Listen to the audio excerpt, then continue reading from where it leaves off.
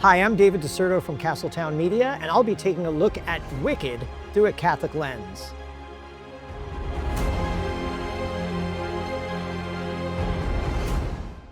Hollywood has had a long and successful history adapting stage musicals, a tradition that continues with director John M. Chu's highly anticipated reimagining of Stephen Schwartz's and Winnie Holtzman's Broadway blockbuster, Wicked. In 2017, Wicked surpassed The Phantom of the Opera as the second highest-grossing Broadway musical of all time, bested only by The Lion King, so it was a no-brainer to give the mega-hit the big-screen treatment.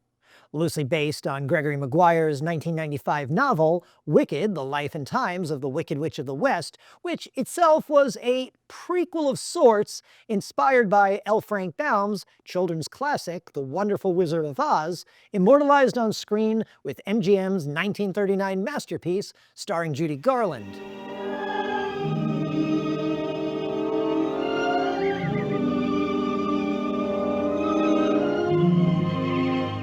This film tells the origin story of Elphaba, aka the Wicked Witch of the West, I'll get you, my pretty, and your little dog too. and Galinda, better known as Glinda the Good, Are you a good witch or a bad witch?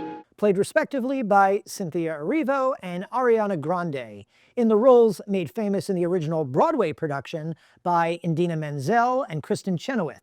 Here, the two meet as students attending Shiz University, an Ozian equivalent to Hogwarts School of Wizardry and Witchcraft in the Harry Potter series.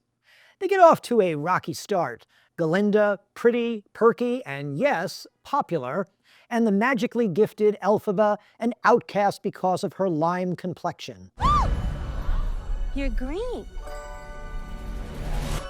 I am. It ain't easy being green. But they eventually bond and become besties, traveling to the Emerald City together to meet the great and powerful Wizard of Oz, played by Jeff Goldblum, who turns out not to be as wonderful as they hoped. There's more to the plot, but you get the gist. Now, I've got a lot to say, both positive and negative, but before we unpack all that, a note to parents about the film's use of magic. There are sincere voices on both sides of the debate about depicting magic in books and films, with one side making a case that any inclusion, particularly in entertainment aimed at children, poses potential harm by exposing youngsters, even indirectly or unintentionally, to the occult, and thereby sparking further curiosity. Those concerns are legit, especially in light of studies showing an alarming growing interest in the occult, often romanticized in pop culture. Both Scripture and the Catechism clearly condemn sorcery and witchcraft as gravely contrary to Christianity. While others argue, however, that there is a distinction between real-life practice or even fascination with the occult and fairy tale fiction that incorporates magic into fantasy literature, making a case that it's either harmless or can even teach moral lessons about good and evil if handled right. I respect both points of view and leave it up to parents' judgment to make the best viewing choices for their children.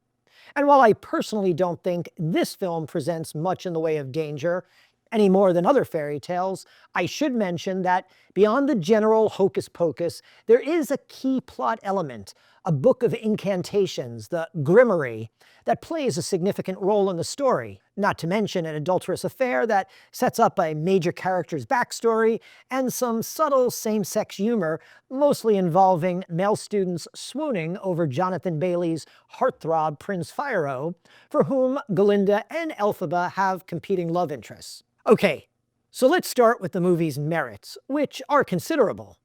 Artistically, the film is a treat for the eyes, with Chu creating a candy-colored world that pays homage to the iconic 1939 film, as well as the Broadway musical, while being something wholly new and original, with production designer Nathan Crowley maintaining more of a theatrical vibe to his pink and green world building.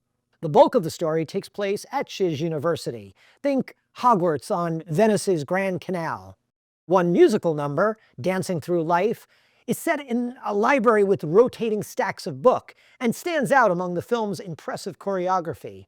And the Emerald City 2.0 is a visual delight, though I do miss the simpler charm of the 1939 film's Emeraldopolis, especially its horse of different colors. What kind of a horse is that? I've never seen a horse like that before. No, and never will again, I fancy. There's only one of him in Egypt. The planning of a certain yellow-paved roadway is also amusing. But the best part, or should I say parts of the movie, are Erivo and Grande, who are pure magic and really make the two characters their own. No small feat given the slippers they needed to fill. A joint cameo by Menzel and Chenoweth is a nice touch and tribute. The massively talented Grande steals much of the early goings with songs like fan favorite Popular. Popular. I know about popular. But once Erivo lets it rip, particularly during the film's soaring showstopper Defying Gravity, Erivo demonstrates how her voice is just on a different level.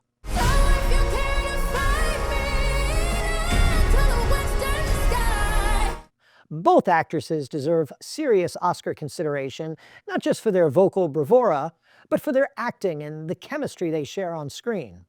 Now, on the flip side, while there's lots to like in the film, which is already breaking all kinds of box office records, there are things I didn't find as bewitching, like the length. This film is long, unnecessarily so, with a running time of almost 3 hours, and this is just part one. The Wizard of Oz, one of the most beloved movies of all time, which also made the Vatican's 1995 list of 45 great films, managed to tell a pretty good story in just over 90 minutes.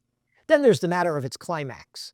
Let's take the song Defying Gravity. Now, no question, it brings down the house, full stop. To quote Goldblum's Wizard, you have to give people what they want, and boy does it ever. It ends the film on a high note, literally.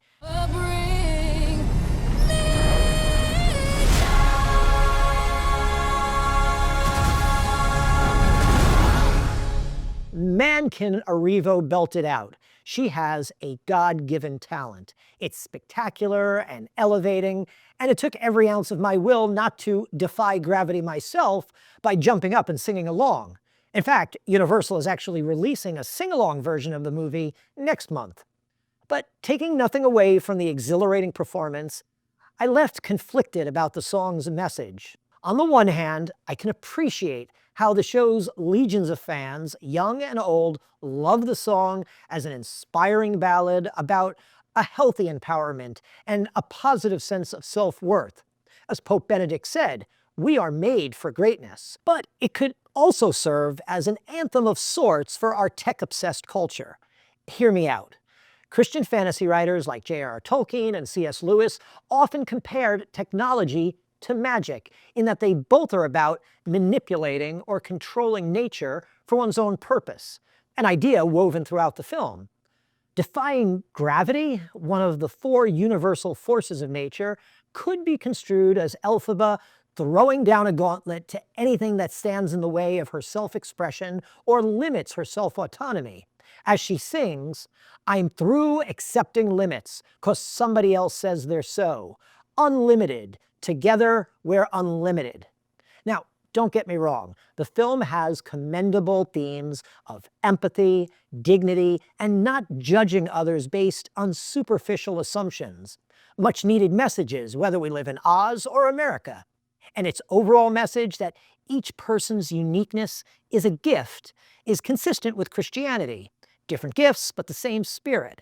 Still, some may see the film's subplot involving discrimination against Oz's talking animal population, including a 4-footed faculty member at Shiz University, as making political commentary against cruel and close-minded conservatives, which would be ironic given that cancel culture in classrooms is more associated with the progressive playbook. Again, not to take anything away from Chu's incredible artistry or Grande's and Erivo's phenomenal talent. I just have mixed feelings about the film's deconstructive premise.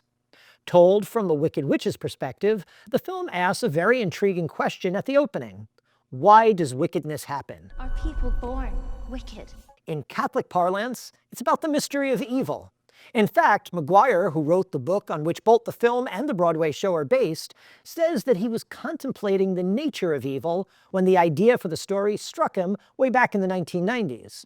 It's a conundrum that has absorbed some of the Church's greatest minds, from Augustine to Aquinas. In simplest terms, the Church has consistently taught that evil is always parasitic, a perversion or an absence of a good, not a power or reality itself. And that could have made an interesting take, that Elphaba's wickedness is the result of a heart created good, but perverted and twisted by pain, exclusion, and anger, and ultimately by a rejection of goodness. And that still may prove the case in part 2. But where it ends off here, we have less of a perversion of goodness than an inversion of who is good and who is truly wicked. Because of certain circumstances, and no spoilers here, Elphaba actually comes across not as wicked at all, but as the moral hero of this tale. Again, at least in part 1. And Galinda, soon to be Galinda the Good, as, if not the villain, at least the weaker and more morally compromised of the two. Here the labels good and wicked are relative, and more the products of the conniving wizard's propaganda machine than any objective morality. Elphaba is presented as a Promethean figure, like Satan in Milton's epic Paradise Lost, willing to embrace the mantle of villain rather than grovel in submission and playing by someone else's rules, as she accuses Galinda of doing, to an all-powerful oppressor. She's even given a flowing cape, like Superman.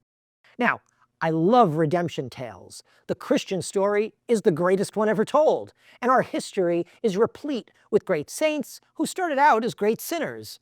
And the very Christian idea that no soul, even the most wicked, is beyond redemption has found expression in great works of literature and even pop culture. Hey, even Darth Vader was redeemed.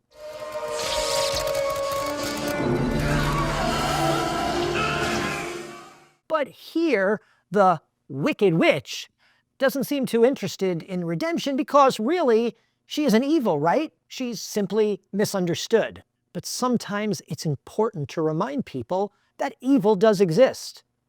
It's why fairy tales are ultimately so important, to remind us, particularly children, that evil is real and that it can be overcome.